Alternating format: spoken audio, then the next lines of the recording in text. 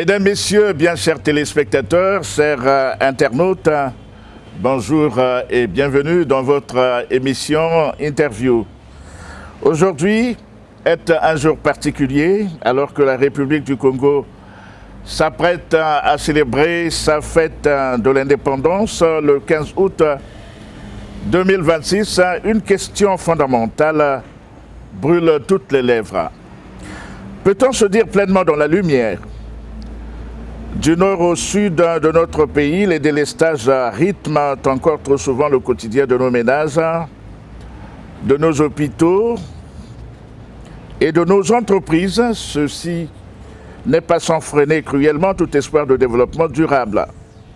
Pour en parler, nous recevons aujourd'hui un homme qui refuse la fatalité et propose des solutions concrètes en seulement une cinquantaine de pages et 11 chapitres. Il est l'auteur du livre qu'on pourrait qualifier de manifeste intitulé « Bâtir pour l'indépendance, souveraineté électrique congolaise ». Monsieur s'appelle Guy Jared, je vais y arriver, Lola Ngimbi. Bonjour. Bonjour. Avec lui, nous allons faire une sorte d'exégèse, d'analyse de son œuvre pour comprendre ses principales motivations à cette œuvre littéraire, mais également sa vision de la chose électrique dans notre pays. Alors, M. Ngimbi, pour commencer, le 15 août, le Congo célèbre sa fête nationale. Pourquoi avoir choisi le terme fort, bâtir pour l'indépendance, dans un domaine aussi technique que l'électricité? Tout d'abord, je cherche d'abord à vous dire merci. Merci pour l'invitation, merci pour l'ensemble de l'équipe, merci pour l'échange d'aujourd'hui. Si j'ai souhaité accepter cette invitation, c'est pour échanger, débattre, informer, alerter et sensibiliser. C'est pas pour faire de débat en débat, mais c'est pour débattre sur le point de vue intellectuel. Bâtir pour l'indépendance, c'est un gros mot, certes, mais c'est une forme d'attirer l'attention pour avoir l'autonomie en termes d'énergie électrique. C'est ça le sens le titre de l'ouvrage, de l'essai. Alors, votre livre est très concis, il faut le dire, 50 pages, 11 chapitres. Pourquoi ce format, cette concision ou cette précision? J'ai souhaité synthétiser les choses. C'est pas un essai, un ouvrage scientifique où il faut faire 200 pages ou 300 pages. C'est un essai qui synthétise certaines informations dont j'ai eu à faire beaucoup de recherches bibliographiques et apporter des recommandations, faire d'abord un état de lieu et présenter des solutions pour qu'on puisse sortir de cette problématique de pénurie d'énergie électrique. Alors justement, en lisant le résumé inscrit sur votre 4e de couverture, on peut noter ce qui suit, je vous cite. Oui. Du nord au sud du Congo, les délestages rythment encore le quotidien. Alors, 66 ans après l'indépendance, comment en est-on arrivé là? Comment en est-on arrivé là? Depuis les indépendances, on a eu à constater cette problématique qui perdure. Il y a eu des investissements sur l'ensemble du territoire et qu'on continue toujours à avoir des délestages. Il faut comprendre aussi qu'il y a eu une sous-estimation des besoins au quotidien des Congolais et aussi les équipements sont vétustes parce que ce sont des équipements, une grande partie de ces équipements datent de l'après-indépendance et qu'il va falloir moderniser en profondeur ces équipements de la production, du transport et de la distribution. L'énergie électrique, ça se résume pas uniquement à produire. Mais on produit de l'électricité, il faut le transporter, il faut le distribuer. Qu'entendez-vous exactement par souveraineté électrique congolaise? Souveraineté électrique congolaise, vous savez, l'énergie, c'est un moyen dont un pays doit être autonome. Sans électricité, il ne peut pas avoir de développement, que ce soit sur le plan économique, social, éducatif. Donc en termes de souveraineté, c'est de l'indépendance, c'est de l'autonomie. Quand on n'est pas souverain à produire son électricité pour des besoins de la population, que ce soit des particuliers, que ce soit les collectivités, quand j'appelle les collectivités, c'est-à-dire les écoles, les hôpitaux et l'ensemble, par exemple, les corps de police, la gendarmerie et autres, pour être autonome, pour ne pas dépendre d'autres moyens de production venant de l'extérieur en quelque sorte. Par exemple, on peut dépendre de la RDC qui puisse nous fournir de l'énergie, mais à nous-mêmes de le produire, de le transporter, de le distribuer au quotidien auprès des Congolais. Dans la vision qui est la vôtre, s'agit-il de produire plus ou de produire mieux? De ma vision, c'est produire plus et produire mieux. En d'autres termes, c'est-à-dire une sorte de syncrétisme. Il faut non seulement beaucoup produire, oui, mais intégrer également la dimension qualité. Oui, intégrer la dimension qualité, c'est-à-dire la qualité de la fourniture de l'électricité. C'est-à-dire produire plus, c'est-à-dire diversifier la production. C'est-à-dire que ce soit construire, moderniser des barrages hydroélectriques, construire des centrales solaires, faire appel à des systèmes de biomasse pour produire de l'électricité, mais diversifier. Mais tout en maîtrisant l'ensemble des chaînes de la production, du transport et de la distribution. C'est-à-dire bien intégrer la production dans le réseau électrique.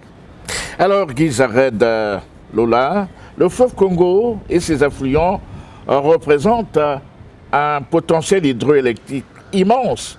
Pourquoi ce potentiel ne suffit-il pas à arrêter ce phénomène de délestage intempestif? Le Congo a un gros potentiel, un potentiel énorme. Mais ce sont des investissements en termes d'équipement pour moderniser. Je rappelle que le Congo a le potentiel à des équipements qui datent, une grande partie de ces équipements qui datent d'après l'indépendance. Il y a eu des investissements, peut-être pas bien ciblés, mais il y a aussi une politique de la bonne gouvernance, notamment de la société le CAREC, anciennement SNE. Il y a eu des réformes conjoncturelles, structurelles, mais je pense qu'une... En d'autres termes, la politique actuelle de la gestion d'électricité n'épouse pas les contours de la réalité. À mon sens, non. Ne pousse pas les contours de la réalité parce qu'on constate que certaines zones, que ce soit à Pointe-Noire, à Brazzaville, dans l'étendue du territoire du Congo, on constate toujours une forme de délestage, de coupure d'électricité continue. Et qui fait que le citoyen lambda, que ce soit dans les collectivités, les hôpitaux, souffre de cette problématique. Mais produire au niveau des constructions d'autres barrages, mais diversifier. C'est très important de diversifier. On ne peut pas cibler uniquement la partie hydroélectrique. La partie hydroélectrique, c'est bien, mais ça dépend aussi de la pluviométrie. Quand vous dites diversifier, donc il faut certainement aujourd'hui ne pas tenir compte seulement du registre hydroélectrique. Vous pensez à quoi par exemple? Quand je parle de diversifier, il y a plusieurs moyens de produire l'électricité. En l'occurrence? En l'occurrence, la biomasse, les ordures ménagères, anciennement de la société Averda, on peut l'utiliser pour produire l'électricité. Alors vous dites qu'à partir de la biomasse, on peut produire de l'électricité? On peut produire l'électricité. Donc on n'aurait pas à souffrir avec tout ce qu'on a comme gamme de biomasse dans notre pays? Ah, bien sûr, on peut le valoriser cette biomasse. Comment y parvenir concrètement? Comment y parvenir? Je l'ai bien présenté dans mon ouvrage. En quelques mots, à l'attention de notre téléspectateur. En quelques mots, en faisant appel à ce système de biomasse, c'est-à-dire en faisant brûler ces ordures ménagères, en lien direct avec de l'eau, ça va produire de la vapeur. Et cette vapeur d'eau va faire tourner des alternateurs, les turbines. des turbines alternateurs et ça va produire de l'énergie mécanique, transformer l'énergie mécanique en énergie électrique et ça va produire de l'électricité. On le voit dans d'autres pays, c'est possible. Pourquoi pas nous? On ne peut pas le faire, mais c'est un investissement à faire. C'est une forme de diversifier l'électricité. Par exemple, les centrales solaires, on peut équiper des hectares pour faire des centrales solaires, pour produire l'électricité.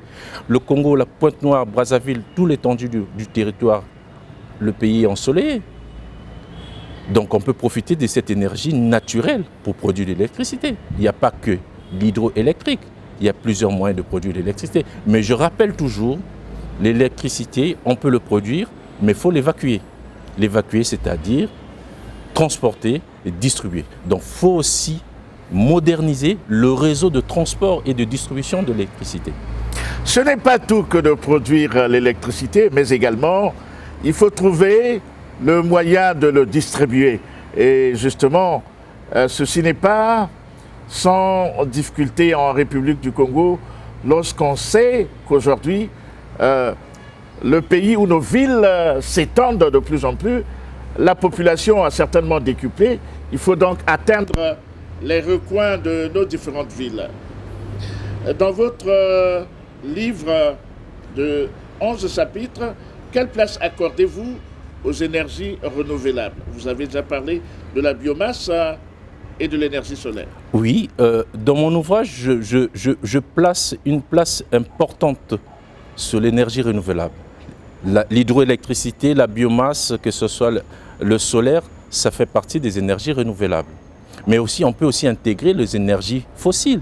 Le gaz qu'on produit en Genou ou autre, on peut l'utiliser aussi. On l'utilise déjà pour produire l'électricité, mais on peut développer d'autres moyens via le gaz pour produire de l'électricité. C'est très très important. Ce que j'ai eu à constater, il y a plus des églises que de postes de distribution de l'électricité. Quand on va dans les quartiers, on circule, mais on s'étend, on se pose beaucoup de questions. Pourquoi il y a tant d'églises que de postes de distribution de l'électricité? Ça veut dire quoi concrètement? Vous avez dû observer qu'il y a plus d'églises que de postes de transformation électrique. Oui. Ça veut dire quoi concrètement? Ça veut dire que on doit y investir énormément parce que la population a décuplé. La population congolaise, c'est pas la population congolaise d'aujourd'hui, ce n'est pas la même population qu'il y a 30 ans, il y a 40 ans. Les besoins sont forts. Quand on rentre dans des ménages, il y a au moins 3/4 des personnes dans un foyer à un moyen de consommation de l'électricité, que ce soit les téléphones, que ce soit des tablettes ou autres. Mais ça, c'est des demandes fortes de consommation d'électricité. Mais il faut qu'il y ait aussi une qualité de fourniture d'électricité. C'est très, très, très, très important. La problématique est que, ce que j'ai eu à constater, je me répète, que s'il y a plus de postes de distribution de l'électricité, ça veut dire qu'on va vers les particuliers, on va vers les collectivités pour mieux distribuer cette électricité-là. Donc, c'est désolant de constater que c'est une boutade, hein. Plus des églises, moins de postes de distribution de l'électricité, ça m'interpelle. Plus d'églises, moins de postes de transformation électrique, il va de soi que c'est un phénomène majeur qui n'est pas sans interpeller, comme le dit notre invité sur ce plateau. Vous affirmez, entre autres, que les délestages freinent tout espoir de développement durable. Quel est l'impact direct de la crise électrique sur la jeunesse et l'entrepreneuriat en République du Congo? J'ai eu à constater que plus il y a des délestages, plus on ne peut pas se projeter sur le lendemain. Quand on prend un artisan soudeur qui a un atelier, qui a des apprentis, s'il n'y a pas d'électricité, il ne peut pas fonctionner. Ces jeunes qui viennent pour apprendre un métier, ils ne peuvent pas apprendre. C'est la pratique qui compte. Les postes de soudage, il faut qu'il y ait bien d'électricité pour pratiquer le métier. Mais s'il n'y a pas d'électricité, il ne peut pas pratiquer. C'est bien beau la théorie, mais la pratique, c'est très très importante. Donc voilà l'impact au quotidien. C'est un exemple parmi tant d'autres. On peut citer pas mal des exemples, mais voilà un exemple pratique, palpable, qui parle aux gens. De toute façon, nous n'avons qu'à écouter les échos de la société. Les populations n'ont de cesse de se plaindre à cause de ces délestages intempestifs d'électricité. Le développement durable implique aussi une transition écologique. Comment le Congo peut-il s'industrialiser grâce à l'électricité sans détruire son précieux bassin du Congo? Le Congo peut se développer sans détruire son bassin du Congo en prenant en compte l'enjeu de l'énergie renouvelable. L'énergie fossile, oui, ça compte, on doit l'intégrer de ce qu'on appelle mix énergétique, diversification des moyens de production de l'électricité. C'est très très important. Mais au moins consacrer une grosse partie, un gros part de l'électricité via l'énergie renouvelable. C'est très très important, ça va permettre de ne pas détruire le bassin du Congo. Beaucoup de Congolais pointent du doigt la responsabilité de la Société nationale de distribution aujourd'hui, ECAREC. Quel diagnostic posez-vous sur la gestion actuelle de l'énergie dans votre livre? Dans mon livre, ce n'est pas moi qui pointe du doigt la gestion de cette entreprise. C'est le gouvernement qui a eu à pointer du doigt la mauvaise gestion de cette entreprise. Et qu'on a constaté qu'il y a des failles. Mais moi, je pense que pour mieux faire, il faut qu'il y ait une réforme systémique plutôt, et une réforme structurelle. Il y a déjà eu des réformes conjoncturelles et structurelles, mais en profondeur... On est quand même passé de la SNE à l'ECAREC. On suppose qu'il y a quelques réformes qui ont été faites. Oui, il y a quelques réformes qui ont été faites, mais elle n'est pas suffisante. Je pense qu'à mon humble avis, il faut rentrer en profondeur pour bien réformer cette société et que cette société puisse refléter le Congo d'aujourd'hui, pour bien produire la production. De votre point de vue, l'ECAREC aujourd'hui ne reflète pas la réalité de notre pays? Mais puisqu'il y a toujours des délestages dans certaines zones des villes, nous on veut ce que nous souhaitons que l'ensemble de Congolais, qu'il y ait de l'électricité dans toute l'étendue du Congo, que ce soit en zone urbaine ou en zone rurale. N'empêche que lorsqu'on suit l'actualité, l'ECAREC continue à étendre son réseau jusque dans certains recoins, certaines zones du pays qui n'avaient pas encore, jusqu'en plein 21e siècle, de l'électricité. Mais ce que je constate, on est encore en retard. Ce genre de politique, certes, vaut mieux maintenant que tard, mais il y a encore un chemin à parcourir.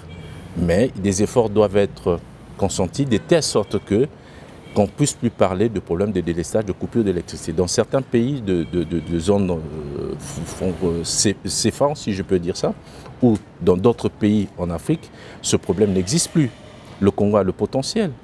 Donc, je pense que, à mon humble avis, je n'ai pas la science infuse, mais je pense qu'on peut encore fournir des efforts de telle sorte que, d'ici 5, 10, 20 ans, qu'on ne puisse plus parler de coupure d'électricité, de délestage. On a la nette impression que le gouvernement ne fournit pas d'efforts, alors qu'il y a des investissements importants qui ont été faits avec la construction du barrage d'Imboulou, avec l'Iweso. Paradoxalement, en termes d'impact ou de retour, ces structures ne répondent toujours pas. Est-ce que vous estimez que c'est un problème de vision ou un défaut de choix? Je pense que c'est un problème de vision. Des bonnes études technico-économiques et environnementales pouvaient peut-être nous amener à bien produire l'électricité, c'est-à-dire que le barrage d'Imboulou, peut-être fallait moderniser à fond le barrage qui se trouve dans le Niari ou dans la Bwenza, et que les investissements consentis pour le barrage d'Imboulou, c'est des forts investissements. Mais pourquoi pas moderniser le barrage qui se trouve dans la Bwenza ou dans le Niari? Ça pouvait peut-être nous permettre de moderniser encore, d'avoir plus de l'électricité. Pensez-vous, comme certains économistes, qu'il y a plutôt eu saupoudrage d'investissement plutôt que de renforcer là où il y avait déjà un potentiel relativement important comme à Mukukulu. Pourquoi pas Sounda, on en parle encore jusqu'à aujourd'hui. Sounda, on en parle encore jusqu'à aujourd'hui. Sounda, on en parlait déjà avant ma naissance. Ça date d'après les années 60.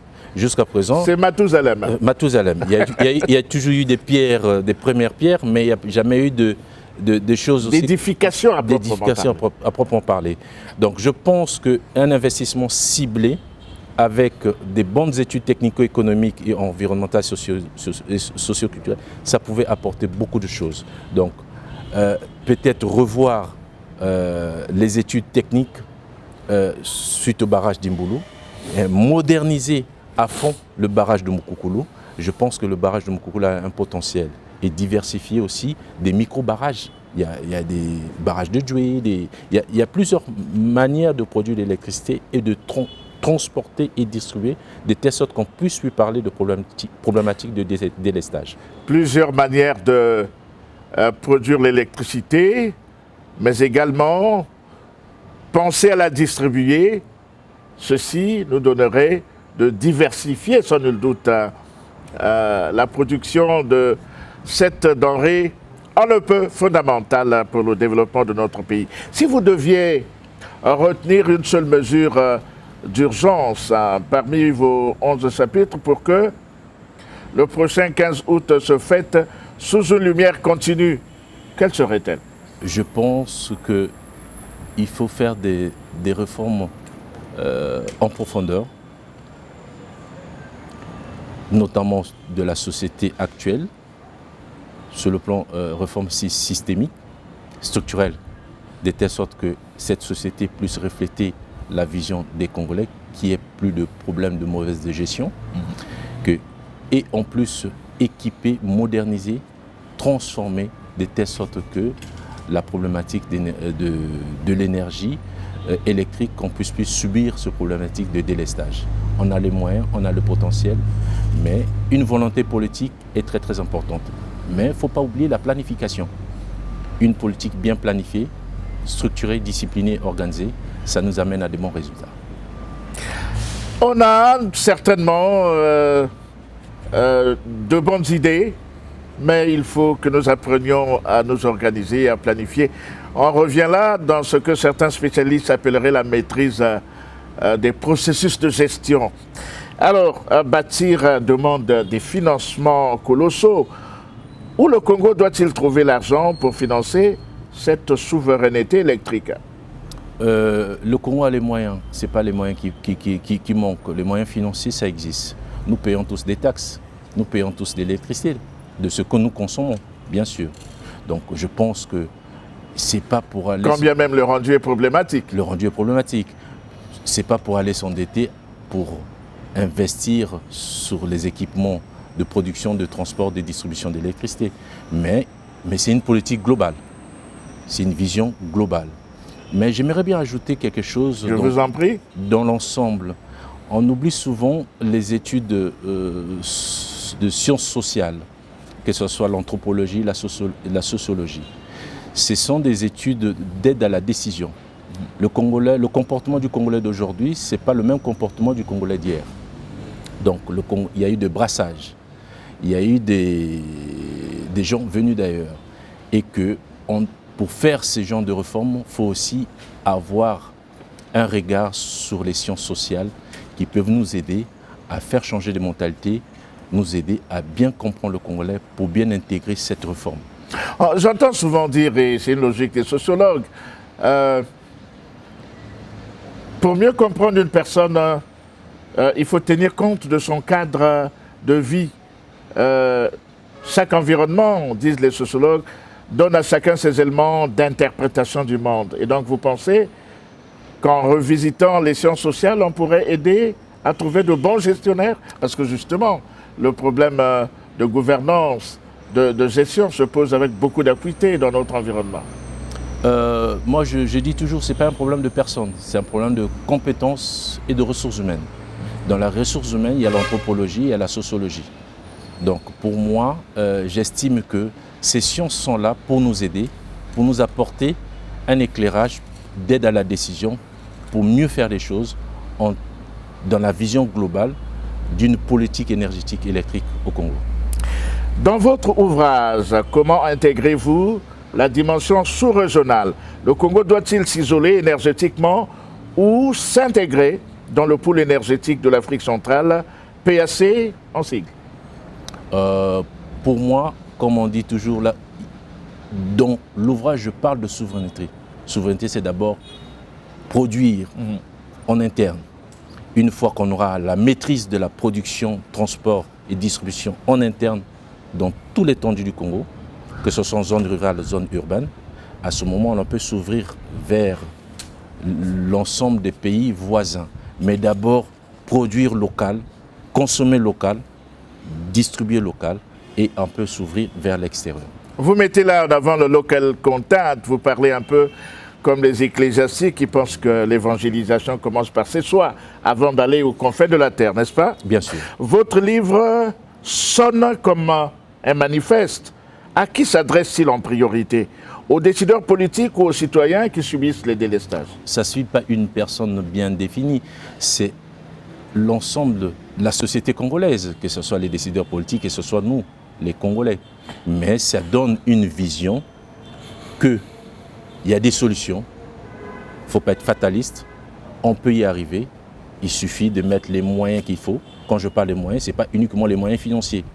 Les moyens financiers, techniques, humains, de telle sorte qu'on puisse réussir ensemble, mais dans l'intérêt général, pas dans l'intérêt particulier, l'intérêt général qui compte. Mais vous et moi savons que ce n'est pas tout le monde qui décide de la vie de la cité. Il y a des personnes, j'allais dire, habilitées à gérer la vie de la cité. Donc logiquement, c'est aux décideurs d'être lucides. Oui, c'est aux décideurs d'être lucides, mais quand il y a des concertations, quand je parle par exemple de réformes structurelles, systémiques de la société actuelle de transport et distribution d'électricité, mais c'est une réforme qui doit se faire en concertation avec l'ensemble des partenaires sociaux. Et que c'est les partenaires sociaux qui maîtrisent, qui connaissent l'environnement auquel ils sont bénis. Donc pour moi, il faut qu'il y ait concertation, qu'il faut ait dialogue pour mieux faire les choses. Ce n'est pas dans un coin, on doit le faire, mais c'est un ensemble de choses. Voilà, les décideurs, bien qu'ils aient la gestion de la vie de la cité, doivent tenir compte, bien entendu, des desiderata de la population, ceux qui vivent au quotidien ces problèmes. Quel regard portez-vous sur les projets en cours? Comme le projet, on en a parlé tout à l'heure, du barrage de Souda. Est-ce la solution ultime que vous décrivez dans votre œuvre? Non, ce n'est pas une solution, il y a plusieurs solutions. Mais il faut savoir cibler avec l'urgence. Mais je rappelle toujours, vaut mieux diversifier qu'avoir qu'une seule solution. Plusieurs solutions amènent à atteindre l'objectif. C'est ça qui est plus important. Monsieur Ngimbi, pour conclure, quel est votre vœu le plus cher pour le Congo à l'occasion de ce 15 août à la lumière de votre livre? Mon vœu le plus que je peux formuler, qui est l'électricité pour tous. Mais l'investissement doit commencer, fort investissement, une forte volonté politique dans la planification, dans l'organisation, la discipline, on peut y arriver. L'électricité pour tous, mais il y a bien entendu des hommes habilités dans une société pour créer les conditions, faire de sorte que tout le monde ait l'électricité. Chacun aura tiré les enseignements de cet ouvrage. C'est sur ces mots pleins d'espoir et de lucidité que se referme cette interview. Grand merci à vous, M. Guy Zared Lola Ngimbi, d'avoir partagé votre vision. Je rappelle le titre de votre ouvrage, Bâtir pour l'indépendance, souveraineté électrique congolaise, un livre concis, incisif, qui nous rappelle que la lumière n'est pas un luxe, mais le socle même de notre liberté. À l'aube de ce 15 août, souhaitons à notre pays, le Congo, de trouver enfin le chemin d'une souveraineté énergétique totale pour éclairer l'avenir de sa jeunesse et de son économie. Merci à vous tous de nous avoir suivis. Excellente fête de l'indépendance sur MCRTV-NF. Portez-vous bien et à très bientôt pour un prochain numéro de votre émission Interview. Merci.